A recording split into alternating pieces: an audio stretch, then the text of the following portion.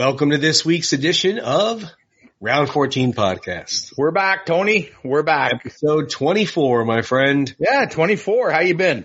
Doing good. How about you? You're freezing up there. I know that. Yeah. You know what? Winter is here. And if you noticed, I've got some new swag on this week. I got my Round 14 toque. That's right. I said toque. Toque. So Rick Babcock, our good buddy, Rocco Bob 33, hooked us up with some Round 14 merch. Yep. And, very comfortable because, on the weekend, the past weekend, we had snow for 3 straight days.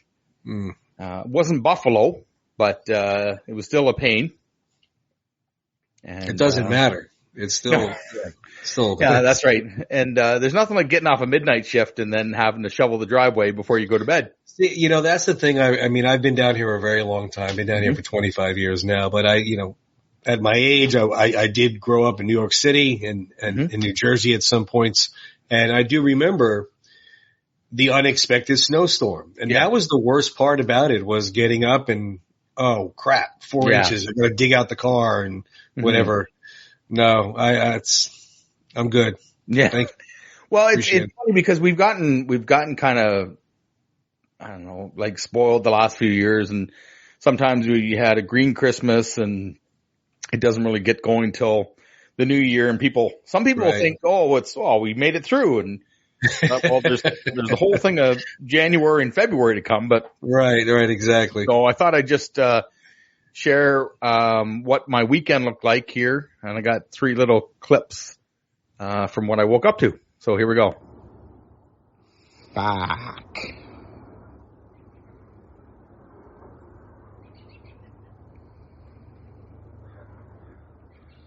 Here we go.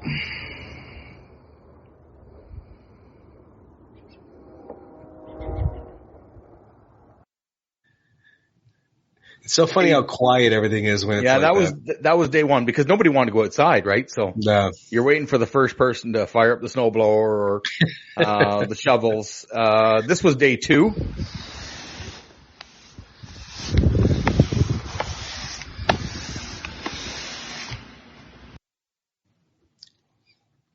and then we have, of course, day 3.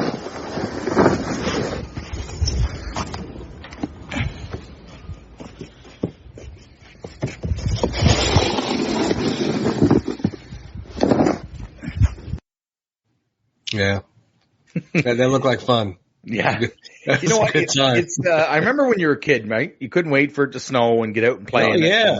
Yeah. When you get older, not so much. Well, I mean, I compare that type of weather to the stereotypical great place to visit. Wouldn't want to live there. I mean, you go somewhere, you get a cabin for the weekend or for the week, whatever. You got the fireplace going, you got some snowmobiles, or you're having a good time. You're having fun. And it's awesome. It's beautiful. It's a fun time. Yeah. But to live in it and work in it and commute in it, and it's a whole different ballgame. Yeah, I got a few messages on how pretty it looked and it's beautiful. How beautiful it looked, and I said, I said, yeah. That's that's nice. That was a nice little message you sent me. But no, you know what? It is what it is, and right. We choose to live here, and 6 months of the year we live in that. So, anyways, let's get on with something more important than my driveway. Yeah, something a little more thrilling. Well, we had a big. I was gonna say we had a big week. Sly had a big. Yeah, he did. He was all over. He was on every talk show. He was promoting the heck out of Tulsa King. He was everywhere you turned. He was somewhere. Yeah, and Rocky just turned 46, right? 46 yesterday. Time flies, right? And if anything, the last little while has proved that Rocky stands the test of time. Absolutely. I mean, you had the Rocky run last Saturday, and over 11,000 people showed up to do the Rocky run. Now, granted, out of the 11,000 people, I'm sure there's a ton of them that are just, hardcore runners that want to do the 5K, the 10 mile, whatever it is that they want to do. And, but you know damn well that a lot of them, if not more than half are Rocky fans dressing up like their favorite Rocky character or the funny one, whatever they want to do. And as we mentioned before, John has his artwork there. And this year it was pretty cool because John had a lot of brand new artwork that was just introduced the week prior pretty much. And he talked to us about that on our little live podcast. Right. His work's going to be on shirts now available. Well, not now available. They are going to be available. I don't want to mislead anybody. But they're going to be on the Sly Stallone shop. So that'll definitely, that one he's wearing right there, I'll be getting that one. That's awesome. A great shirt, right? So it's one thing that, I mean, for him to have that, it's another thing that he did it, right? So, and you know, what's so funny about it? He's a, you know, a Rocky fan like we all are. And he grew up liking the character. But look at, it's just got to be amazing for him to have been a fan like us and grow up and be as talented as he is and to become the official Rocky artist. And now his work is being sold in the Rocky shop, Stallone shop. So it's got to be a part of the dream come true. That's just, I'm happy for him. It couldn't happen with nicer guys. So that's pretty awesome. No, that's right. And, like you said, lots of success for the run. It just gets bigger and bigger every year. And whether you're there for Rocky, like you said, most people are there because it is the Rocky run. Some people, it's just another marathon they want to continue. Yeah, some people, they just run. I mean, they run whatever's nearby, whatever, 5Ks around the corner. I know, Tony DeGennaro that we are friendly with. He's been going every year for the past 8 years. I've been doing it since 18. So he's been doing it since 14. Yeah, the picture of him with his kids and his dad. He ran it this year with his dad and his sons. So that's awesome. That's very cool. Very cool. And look at all the people behind. Look at all the people on the steps. And they're, all taking pictures, and it's just got to be bedlam. It's got to be like Rocky heaven. So that's pretty cool. Well, like you said, just as relevant now as it was 46 years ago. That's right. And the steps and the stature are usually a focal point for people that are visiting Philly. It just amped up that weekend. Sure. Where you went probably was Rocky, and then to have Sly there a few days before really got the thing buzzing too, right? So I couldn't even imagine that. I mean, I went to the restaurant. I went to the Victor Cafe when my daughter and I went up there, and we had dinner there. I couldn't imagine sitting there having dinner and then they come walking in or being at the statue taking a picture and he just comes walking up. It's just got to be so surreal because it's not a situation where you would expect to see him. No. Be in those high tourist areas pretty much is what they are. So. No, that's right. But, and then, Tulsa King on Paramount Plus is nicely underway now into the second week. Huge success, right? Huge success in that show. Yeah. And morally so. I mean, I've always been a realistic Sly fan, more of a Rocky fan out of all of his stuff than anything. And I've been realistic about it his whole career. If something's good, it's good. If it wasn't, it wasn't. But this here is something special. You could tell. It's clicking. And is it, I think you'd agree with me. Is it, the right time? I know he joked on the talk shows and the interviews, how come, I couldn't play a gangster and how come De Niro got this and how come Brando got this and Pacino, but is this maybe not the perfect time for him to do this character? Probably because, let's face it, he was stuck in the stigma of Rocky Rambo for quite a while until he branched out and started doing other characters and whatnot, but he still had that label on him, Rocky Rambo. Yeah. So it was probably hard for some people to see him, as that gangster or as that mafia type boss, character. Now that it's been so far removed and you're dealing with a whole new generation of fans, I think it is a little easier for him to play that role now. Yeah. And you know what? We all know the, premise of the show, and he was locked up for 25 years and then he gets shipped off to Tulsa. I kind of think that a part of this maybe was written for him in mind. An older. It might have been. Sly. Yeah, it might have been.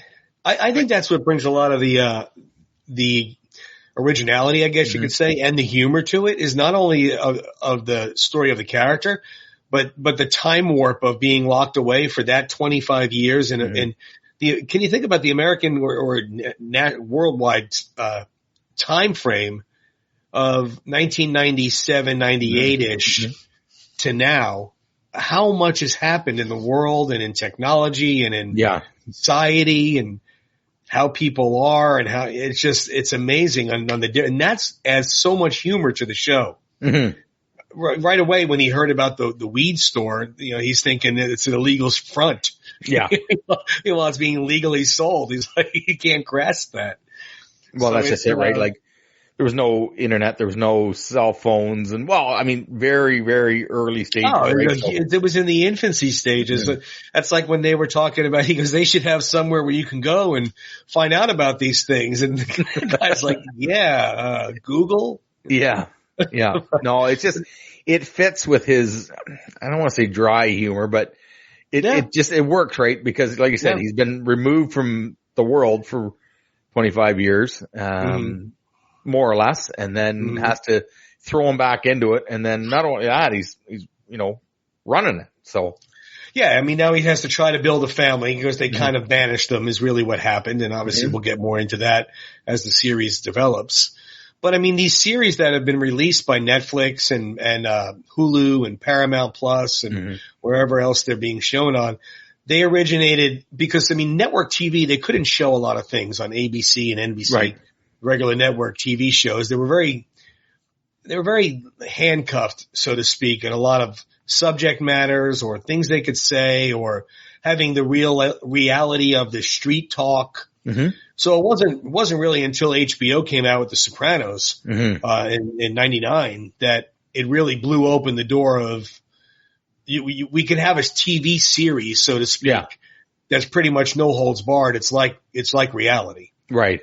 And I mean, and that one was. I mean, Sopranos were just like nothing anybody had ever seen. Shocking, right? Yeah, it was. When you first saw it, you're like, "What the hell's going on here?"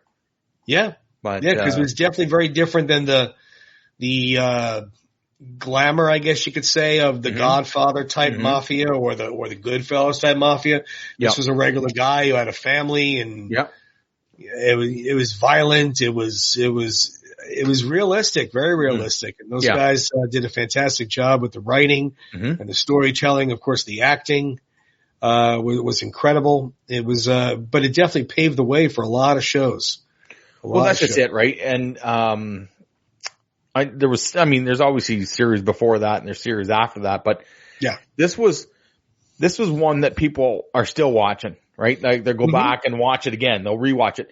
It's like the Rocky movies, right? It's like it sticks, right? So I think it was on for a long time too. It was on for 99 to 07. So that's 8 years or so, 9 years, rough math. And that's a long time. A lot happened in that time period of the show. And it's funny because it's like you said, it was a lot of other shows and we're trying to be similar, but it opened up a lot of doors.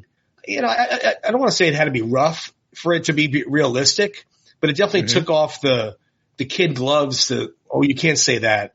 Oh, don't write that in there. You can't have them killed that way. That's way too violent. Or, that you can't have them work and own a strip club. That you can't do that on TV. Kids might see it. So it was very different where they made it very realistic. They're really that simple. Yeah. They did it about as realistic as you could be. That's right. And then, it led to more of these streaming services where people can, control their content, what their kids see and what they don't see. And then like you said, it opened the door for some of these other ones that said, oh, now, so if they can do that, we can do it. Right. And then, and I think the appeal to The Sopranos too was it definitely portrayed Tony and his family as the regular everyday Joe, which obviously he wasn't, but he had a family, he had a wife, he had kids. He had the marital problems. He had the kids giving him aggravation. He had that family day-to-day stuff that a lot of people could relate to. So it definitely made it more believable and realistic to the average person who could say, oh my God, I could definitely see when my kids come home and they do that crap, or whatever it was. And I think that was why it segued into some other shows that took the regular person and put them in that type of environment and it was more believable and more realistic, like a Breaking Bad type of Right. show where you had the teacher Yeah. who was super smart at chemistry. Hey, I can make a lot of money doing this. And Yeah. obviously you saw how that developed. Well, that's right. And then, you know, with the legalization of marijuana and the shops popping up, like this show was really ahead of its time, I think, right? So Breaking Bad? Oh, yeah. I mean, it really opened up the doors to think like, okay, well, maybe it's not so, I don't want to use the word negative, but I mean, maybe you realize that, you know, it's not just drug dealers that are using this stuff for medicinal purposes and whatnot. No, I mean, you had a teacher who was a regular middle class guy with a family and, having money troubles and sees that he could get his family out of money troubles in 1 month. Yeah. And of course it snowballs into a lot of other stuff that everybody's aware of because he wound up becoming somebody that he was not to start with. He was not that teacher anymore. He became, who he became in the series with everybody else. But it was, definitely. It was showing that it's not just the corner drug dealer or the junkie on the corner anymore. It's a teacher. Right. It's a business guy. It's whatever it can be. Yeah, it definitely showed that. And that was another one that was on for a long time too. Yeah, that's right. And then they had a spinoff too, though. They had a spinoff from that. Everybody, called Saul, right? Better Call Saul. Better Call Saul, yeah. For that. And, I know they had one movie, El Camino was called, that was kind of taken off on that as well. It was very well done, very well written. The acting was superb. Yeah. Storylines was superb. It was just like everything else that it kind of ran its course. I mean, the best of shows, they eventually start to decline in writing quality or in storytelling or acting. Or it could be the business part of it where the actors don't agree to the contract. So you might have to write one off that you didn't want to write off. Yeah. So it's just like anything else. Sopranos eventually ran its course and kind of went out on top. It didn't become that show that nobody really watched anymore, but was still on. Yeah. It went out when it should. And I think Breaking Bad did the same thing. They kind of took a bow when they said, let's just go out while we're still relevant. Yeah. Too many shows I find, they run their course and then people just lose interest and they try and push that last season, maybe just for more money or whatever it is. And it doesn't work. No, it doesn't. And you could tell too, because if you watch the show and you enjoy it, you watch the first season, the second season, the third, whatever, however many you keep, there always gets to that one point where you're even kind of losing interest. Yeah. You're like, all right, come on, we've seen this already 3 times. Let's get a little original here. And then you could tell they're kind of, that Hollywood quote, they jumped the shark and they need to pull the plug on the show. Mm-hmm. So jump the shark. I'm sure Henry Winkler's proud of that. Wow. Yeah. So, but speaking of series that are runner's course and some that are midstream, we touched on this a little while ago, but I thought since we're talking about this style, like family style oriented mob, no, this isn't really a mob, but I mean family style and power it is Yellowstone, right? No, it is. I mean, after I watched the first season, I said to my wife, I said, this is Godfather with cowboy hats. It's really that simple. Yeah. Anytime you have a family of power, it doesn't have to literally be a mafia extension. It's the same type of thing though. Mm. That is what a organization of power is. Mm-hmm. It is a mafia organization. Mm-hmm. And this one here is on season 5 now and episode 3 was on Sunday. And it definitely, they have not started declining. Let's put it that way. No, not in my opinion anyway. No, you can see, the first 4 seasons, you can just see it climbing, right? Yeah. And gain momentum and you get hooked by it. Like I said before, I think in a previous episode, like you, I was a little late to the party. Yeah. So I was able to catch up and it didn't take long. I find a show, I've started a few series before. For whatever reason, watched 2 or 3 episodes, and then, you don't get back to it, and you never will. I find if you it happens. You watch 2 or 3 and then you watch something else. Yellowstone, I didn't have that problem. No, but you're right. It does happen sometimes where right now, actually, my wife and I started watching Ray Donovan, and it's, I believe, 7 seasons, if I remember correctly. Mm-hmm. And we are in episode like 3 or 4 on season 3. Mm-hmm. And it's funny because I just said to her the other night after we watched one, I said, I'm starting to lose it. Yeah. I'm starting to not really care anymore because there's nothing new gaining my interest. There's nothing new making me go, oh my God, did you see that? Yeah. So, I mean, we'll see. There's, everybody has a bad season. It happens. Mm-hmm. But yeah, you're right, Tim. If it's something that you're really interested in and the writing is good, it keeps you going. It keeps your interest. Yeah. It's like that 4-hour movie that you sat down and watched, and when it was over, you wanted more, and you didn't realize, it was 4 hours? Holy Christ, really? Yeah. The writing's that good. It has your attention. It has your interest.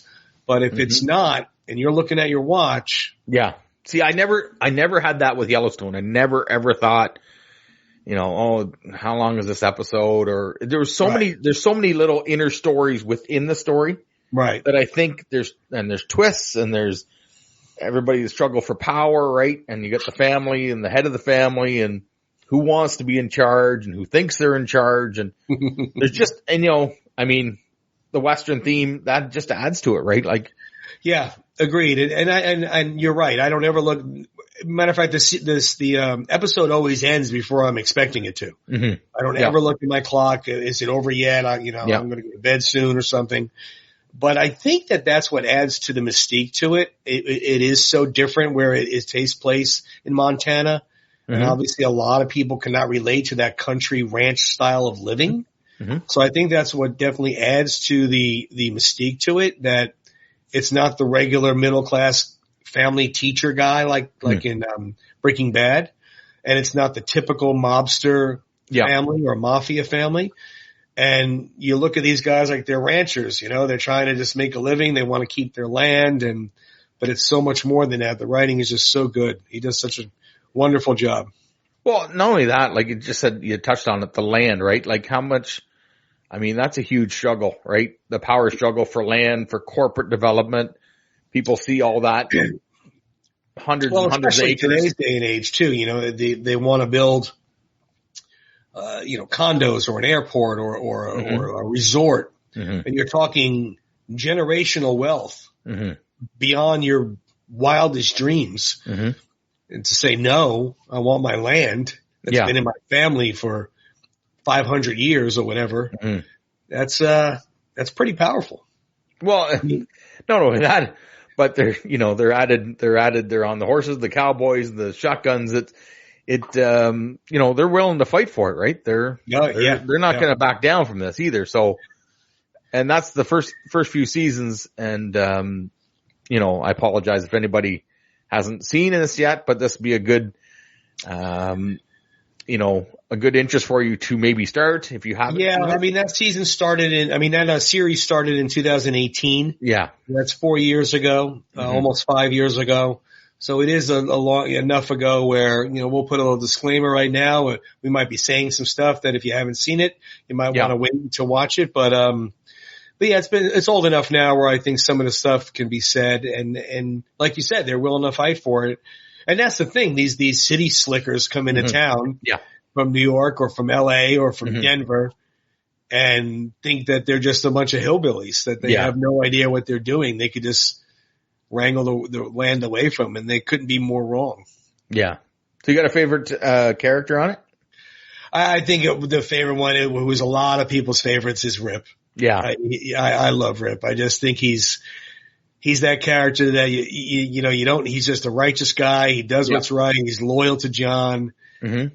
I like him the best. Yeah. Yeah. He's good. I gotta go with John Dutton.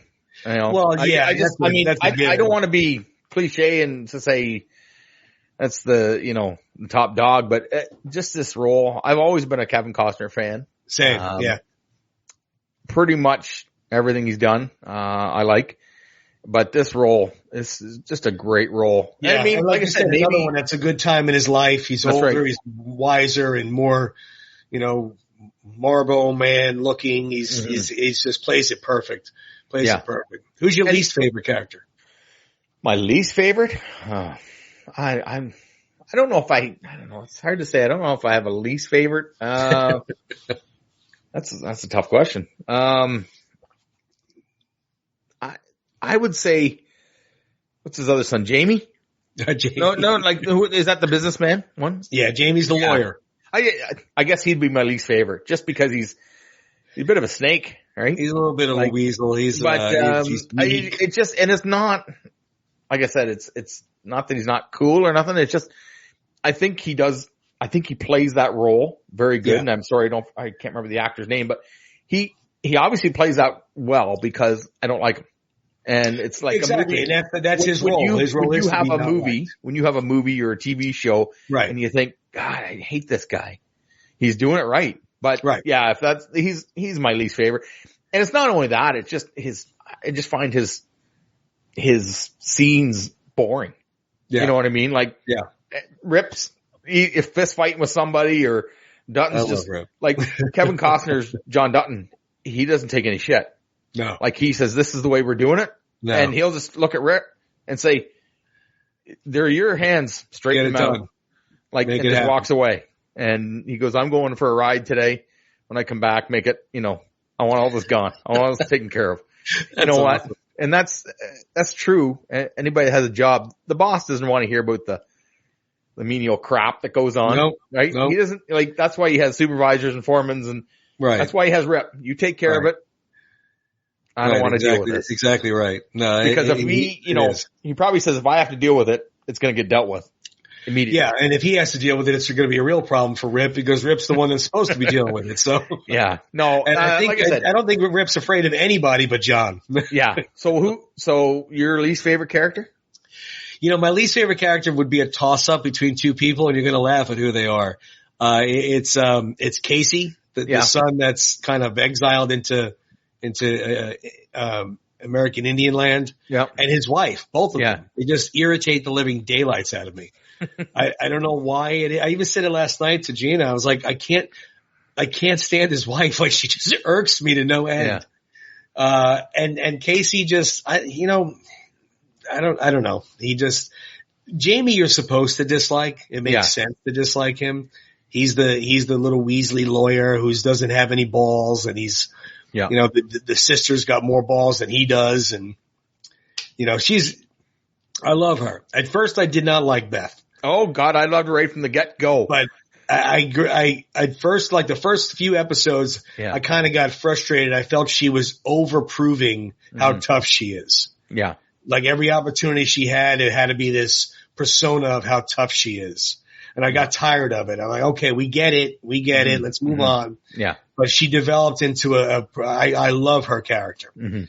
But yeah, Casey kind of aggravates me. I just wish he would, just make a choice for your life, man. Do what you're going to do. If you're not going to deal with your father's life, your father's family, then go.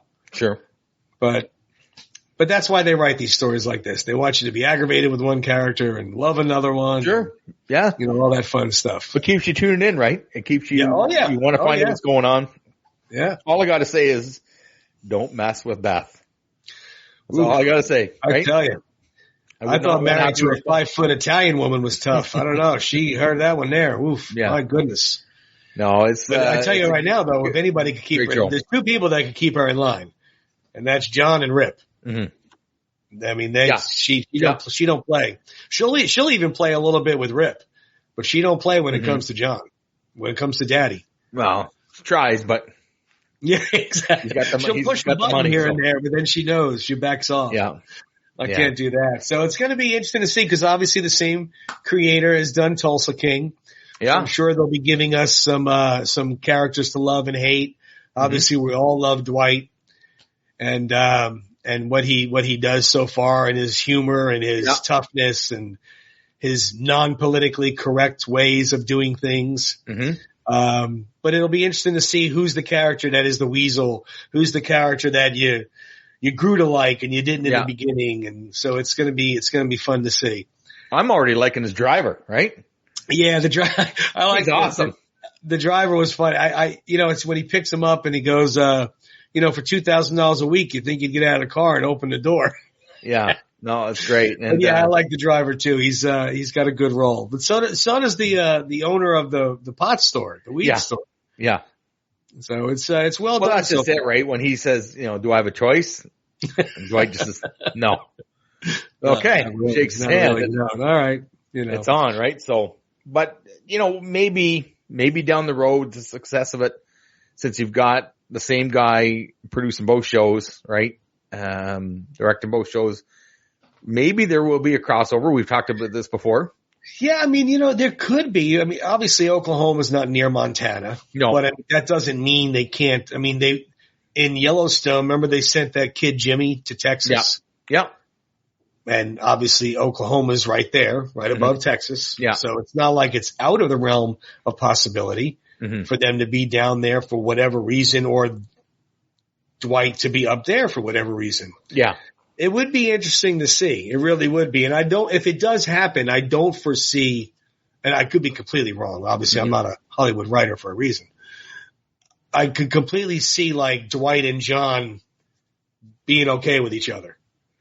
Yeah. They seem like the same type of old school, no BS handshake type of guys that, would be okay with each other. So right.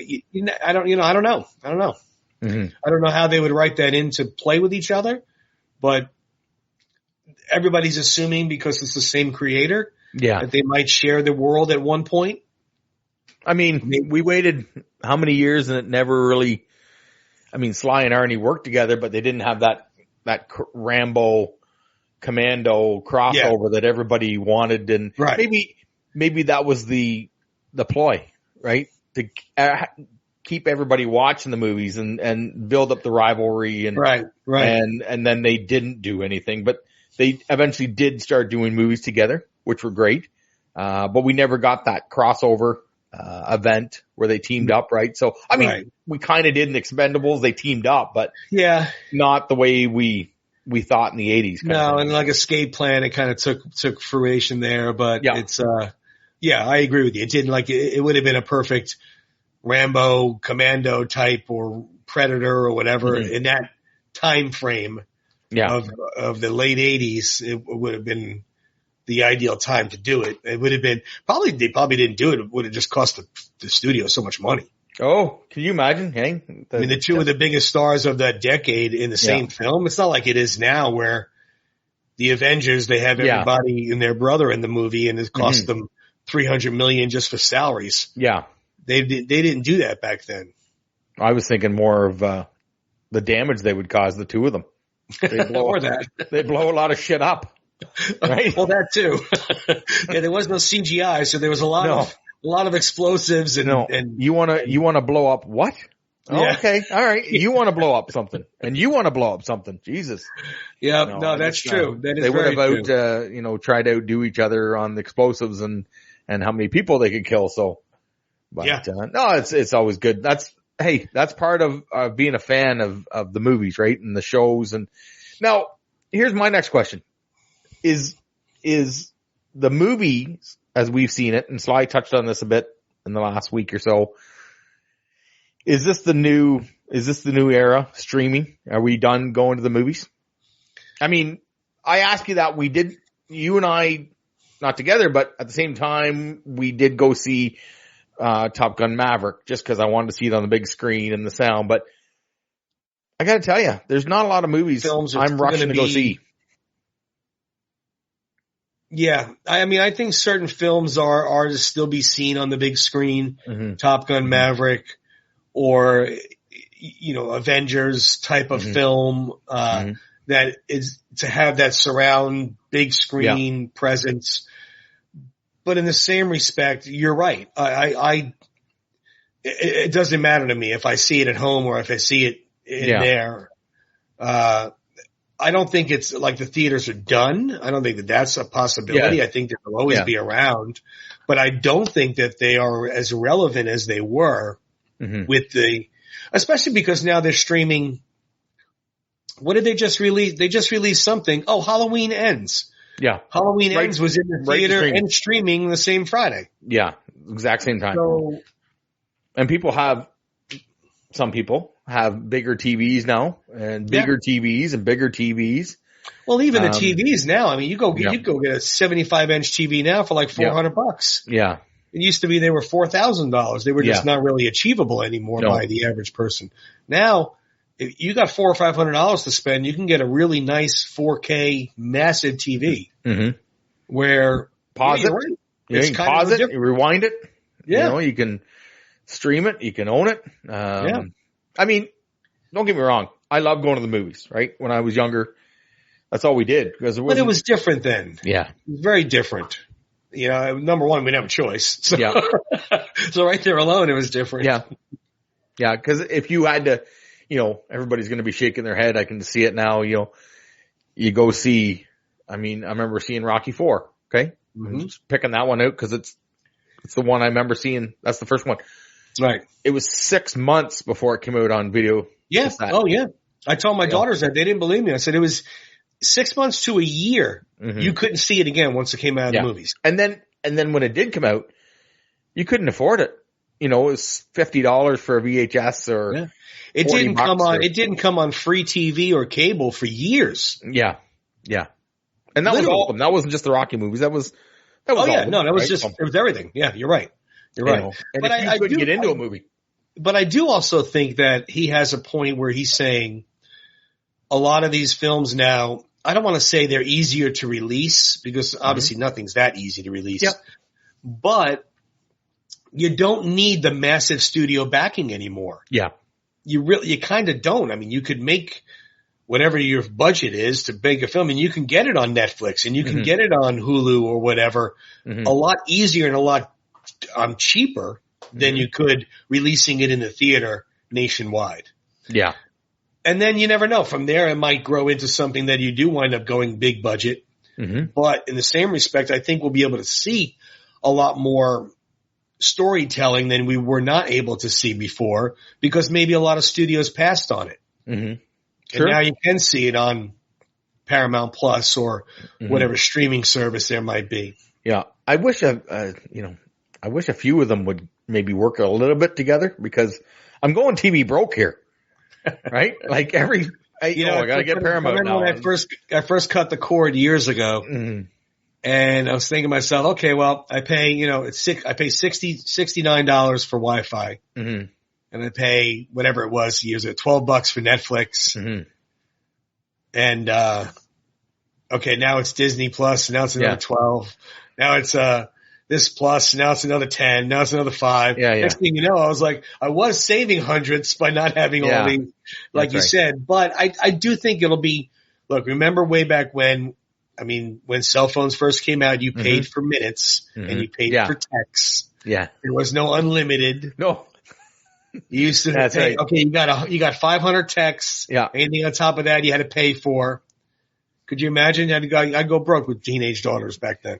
Oh, do you remember, when you said that, you remember Married with Children? There was an episode of Married with Children where she called a 1-800 number and it was $1.99 for the first minute. $1.99 a minute, yeah. And then 99 cents for every after minute. And he looked at the bill and he says, what the hell is this? He goes, you'd be proud of me, Daddy. Cause I hung up the phone after the first minute and called back. So he didn't get charged those extra minutes. And he just shook his head and he goes, thank you, pumpkin. Thank you. I don't know why that jumped to my mind. But it's true. So it might get to the point where it's like this now. Every, Paramount Plus, Disney Plus, now all these things all have their Discovery Plus. And I do believe it'll probably get to a point where whatever Netflix is going to say, okay, we're going to get Paramount, Disney, and Hulu all together. $15 a month is everybody.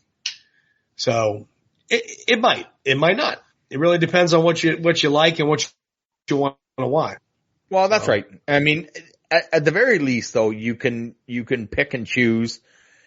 You can freeze the subscription and watch this for a bit. And I mean, you pause it, they'll be welcoming you back with open arms, right? So it's just the 50 questions that you have to go through when you cancel a subscription.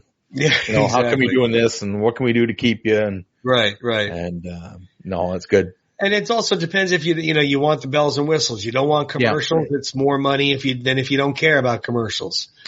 Right now, being a cheapo, Paramount Plus is $5 without commercials. So. I'm surprised they took that long to bring back that racket. We got the notice the other day about Netflix, and they said the price was going up. Right. If you're going to watch commercials, and I said, well, fine, then put the commercials on because I'm not gonna give me a chance to load up my drink or. But anyways, no, that's good. The other thing that I want to talk about is what is the countdown with you now? Well, so today's Tuesday. I know we record before we air, so it's 14 days from tomorrow. 14 days to tomorrow. 14 now, days if anybody from tomorrow. Doesn't know what we're talking about, and you should, but in case you don't, I'm going to remind you. Tony is flying to Los Angeles. And what day is it? December? Well, actually, let me rephrase that. It's 14 days from tomorrow where I go to LA. Okay, so you're going to LA. It's 2 weeks from Saturday, Saturday, that I meet him. I meet Sly. Okay, so experience with Stallone, right? Yep. And I believe tickets are they say limited, but I think they're probably sold out now. They flashed up something the other day. They had only like 10% left, and I don't know. We bought ours in March, so so last remaining tickets. There you go. Yeah, last remaining tickets, and we've talked about this before, and this is a pretty big deal, right? This isn't just it is. At first, I kind of felt like, I hear all these people with their stories of how they met Sly. I met him on the set of Creed 2. I met him on the street in Philly. I met him at the Victor Cafe, or whatever their story is behind meeting him, which adds to the coolness of meeting him. But you and I have had this discussion before. Yeah. Then you're rolling the dice with the picture. Yep. Is it too dark? Is it too many people where he doesn't want to? Are you getting a quick handshake and he's out of there? Sometimes. Other times, depends, and this has nothing to do with Sly. I know Sly makes time for his fans, but there are also, like, you saw the video where he was on the steps the other day in Philly. Yeah. Mm-hmm. You saw the crowd that was there. Oh yeah. You weren't getting near him. No. You weren't getting near him. They had police around him. They had the cameras for the reality show. Yeah. He was waving. People were doing the selfie, standing 5 feet away from him. Yeah. I'm just greedy. That's not what I want. So he was acknowledging. And listen, I don't want to take anything away from that or Sly himself. It's got to be awful hard, right? When you show up and all of a sudden within 10 minutes, 10,000 people are there. And like I said, I've heard so many stories. I've never heard a bad story about him meeting somebody. Everybody I've ever heard of that has met him, he's always been cordial and friendly and polite and respectful, and as Rocky fans are to him. Yeah. But this here, with it being, not only do you get to see him on stage talking about his career for an hour, but to literally get to walk up to him, shake his hand, the quick 10 seconds that you have to say what you want to say to him. Yeah. And then get a professional picture. It's a dream come true for me. Right. I'll take that any day of the week. No, absolutely. And like I said, we are going to document it. Well, you are going to document it. Well, we are really, because I'll be uploading stuff and you'll be doing things with behind the scenes. Yeah. And I'll be behind the scenes. I'll be like the little guy from Wizard of Oz, behind the curtain. Pay no attention to the man behind the curtain. Pay no attention to me. It's got nothing to do with me. No, you know what? I'm as excited as you are, and I'm not going, but this is huge, and we're going to post it. We're going to, whatever you got, Tony, videos, pictures. Yeah, I'm going to do as much as I can. I mean, I don't know. I really haven't planned it yet. And of course, the night of, I got to see how it plays out. Because that's kind of what happened when I met Carl Weathers. Right. I wanted to see how it played out. Like, what happens? What am I allowed to do? What am I not allowed to do? When we went out to meet him, and I put my hand out to shake his hand, my daughter had her phone out, and she went like this, and he said, "Ma'am, I'm sorry, no phones, no cameras." So she goes, "Okay," and put it away. So there alone, I'm like, okay, well, I can't take anything and post it, so let's just enjoy the moment and deal with it. Yeah. but with this one here, the dinner and the intro of him and him on stage and all, obviously I'll be able to take pictures and videos and whatnot. So I'll try and do as much as I can, posting as much as I can. You'll definitely get tired of seeing me out in LA. So I don't think so. I don't think I'll have plenty of stuff to post on there and show everybody. Just do me a favor. When you do get in front of Sly, do not be like the kid in the Christmas Story and freeze up. Right? When he asks you, how are you today? Don't. And then, okay, move it along. Yeah, I have met a large amount of celebrities, in all fields of careers, movies, TVs, music, sports, in my life. I've been lucky enough where I've worked in and been in places and whatever that I've met a lot of people that I admire, a lot of people that I like, a lot of people that whatever. He's one of the few that I have not met. I would be very, very surprised if I got starstruck where I didn't talk. I'm not trying to sound cocky. It's just not how I am. Yeah. But he's going to be one of the few people where I'm going to be like, holy crap. I just shook Sylvester Stallone's hand. That's the other people I met. I respected and enjoyed meeting them. But a guy I've been watching since I was 10, it's saying a lot. So yeah, I'm going to milk it for all I can. I'm going to make them tell me, okay, sir, you need to leave. Yeah. I'm not going to voluntarily go. I'm going to have them say, okay, you can go now. Yeah. You know what? He'll give Sly stories to take back to his friends because they'll say, this one guy just pulled up a chair. He just sat right down. He started signing autographs with me. So, right? No. I'll be like, hey, you follow our podcast, so we got to start to talk here. No, it's obviously good. You know what? Enjoy the moment. That's all I got to say. We'll talk about it again before you go, but, and then definitely, we have one more show to record before I go. And that's going to be fun. That's our 25th, Tony, our next episode. 25th. I don't want to give any secrets away yet, but, it's going to be, the only secret I will give, it's going to be Sly related. That's all I got to say.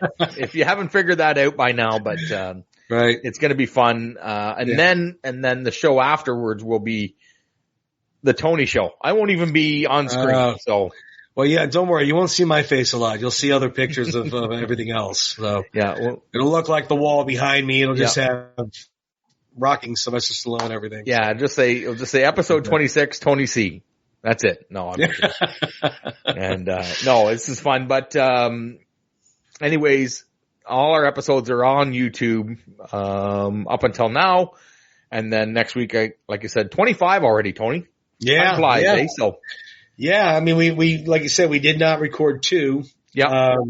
But 25 weeks of the show. We're still going. We're still around. We're still relevant. I'm very thankful to anybody that still watches us and likes the show and all. It's, Tim and I have a really fun time doing it. We don't take it overly serious that's right. But we do want people to enjoy watching it and listening to it. So, it couldn't have been better for us. It worked out very well. No, that's right. And then, also, we're on the Action Heroes podcast network. I throw that up here. I love the logo, right? So, it is a cool logo. And, you can listen to us in the car, or listen to us at work, at the gym, but, maybe not at work, but maybe, I don't know. Depends on what you're doing. Depends on your job. Depends on your job. So I wouldn't recommend it if you're flying planes, but. Right. No, this was great, Tony. This was fun, and, catch up next week with you. We will. I appreciate everybody tuning in. We'll see everybody next week. Thanks for watching. See you guys.